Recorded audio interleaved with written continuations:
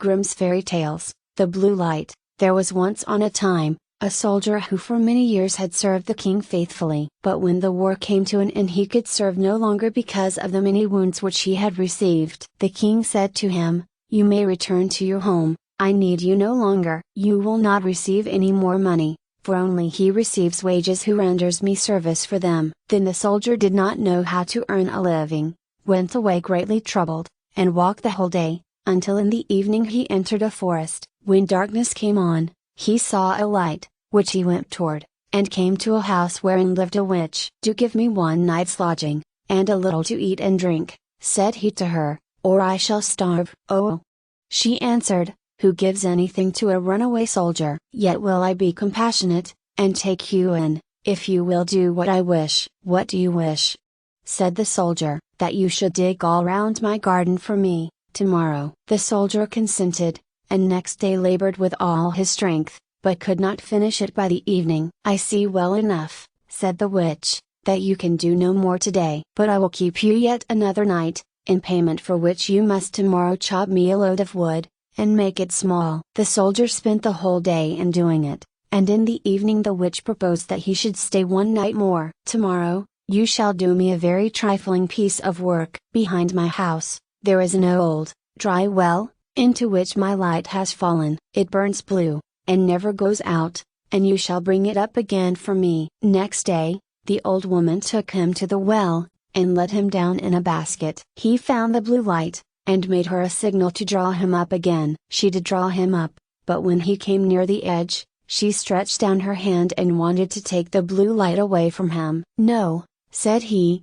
perceiving her evil intention, "I will not give you the light, until I am standing with both feet upon the ground." The witch fell into a passion, let him down again into the well, and went away. The poor soldier fell without injury on the moist ground, and the blue light went on burning. But of what use was that to him? He saw very well that he could not escape death. He sat for a while very sorrowfully, then suddenly he felt in his pocket and found his pipe, which was still half full of tobacco. "This shall be my last pleasure," thought he, pulled it out, lit it at the blue light and began to smoke. When the smoke had circled about the cavern, suddenly a little black man stood before him, and said, "Master, what are your commands?" "What commands have I to give you?"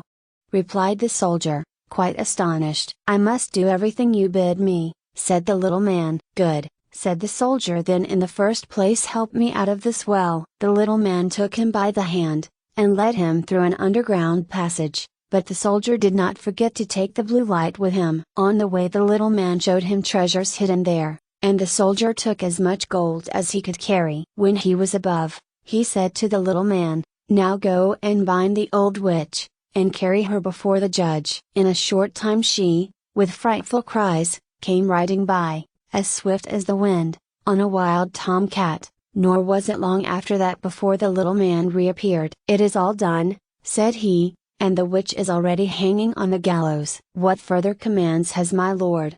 inquired the little man. "At this moment, none," answered the soldier. "You may return home. Only be at hand immediately, if I summon you. Nothing more is needed than that you should light your pipe at the blue light, and I will appear before you at once." Thereupon he vanished from sight. The soldier returned to the town from which he had come. He went to the best inn, ordered himself handsome clothes, and then bade the landlord furnish him a room as magnificent as possible. When it was ready and the soldier had taken possession of it, he summoned the little black man and said, "I have served the king faithfully, but he has dismissed me, and left me to hunger, and now I want to punish him. What am I to do?"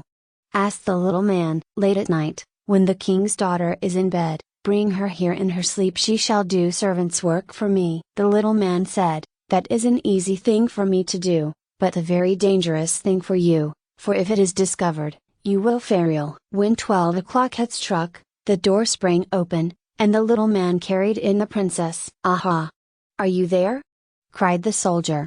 "Get to your work at once, fetch the broom and sweep the chamber." When she had done this, he ordered her to come to his chair. Then he stretched out his feet and said, "Pull off my boots for me," and made her pick them up again, and clean and brighten them. She, however, did everything he bade her, without opposition, silently and with half-shut eyes. When the first cock crowed, the little man carried her back to the royal palace, and laid her in her bed. Next morning, when the princess arose, she went to her father, and told him that she had had a very strange dream. "I was carried through the streets with the rapidity of lightning," said she, "and taken into a soldier's room, and I had to wait upon him like a servant, sweep his room, clean his boots, and do all kinds of menial work. It was only a dream, and yet I am just as tired as if I really had done everything." "The dream may have been true," said the king. "I will give you a piece of advice. Fill your pocket full of peas,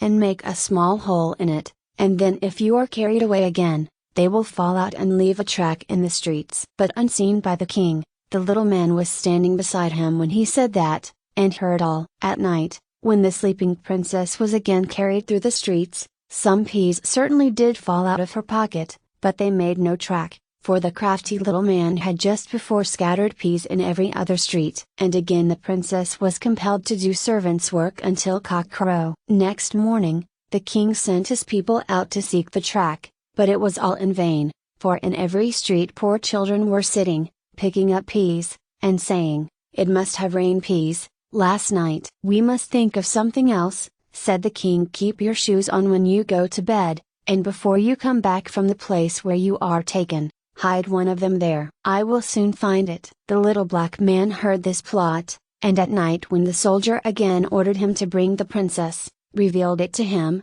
and told him that he knew of no way to overcome this stratagem, and that if the shoe were found in the soldier's house it would go badly with him. "Do what I bid you," replied the soldier. And again this third night, the princess was obliged to work like a servant, but before she went away, she hid her shoe under the bed. Next morning, the king had the entire town searched for his daughter's shoe. It was found at the soldier's, and the soldier himself, who at the entreaty of the little man, had gone outside the city gate, was soon brought back, and thrown into prison. In his flight he had forgotten the most valuable things he had, the blue light and the gold, and had only 1 ducat in his pocket. And now loaded with chains, he was standing at the window of his dungeon, when he chanced to see one of his comrades passing by. The soldier tapped at the pane of glass, and when this man came up, said to him, "Be so kind as to fetch me the small bundle I have left lying in the inn, and I will give you a ducat for doing it." His comrade ran thither and brought him what he wanted. As soon as the soldier was alone again,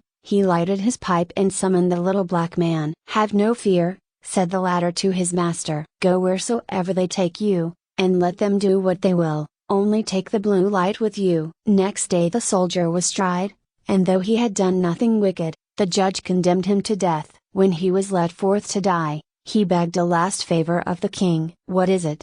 asked the king. "That I may smoke one more pipe on my way." "You may smoke 3," answered the king, "but do not imagine that I will spare your life." Then the soldier pulled out his pipe and lighted it at the blue light. And as soon as a few wreaths of smoke had ascended, the little man was there with a small cudgel in his hand, and said, "What does my lord command?" "Strike down to earth that false judge there, and his constable, and spare not the king who has treated me so ill." Then the little man fell on them like lightning, darting this way and that, and whosoever was so much as touched by his cudgel fell to earth, and did not venture to stir again. The king was terrified. He threw himself on the soldier's mercy, and begged merely to be allowed to live. He gave him his kingdom for his own, and the princess to wife. The end.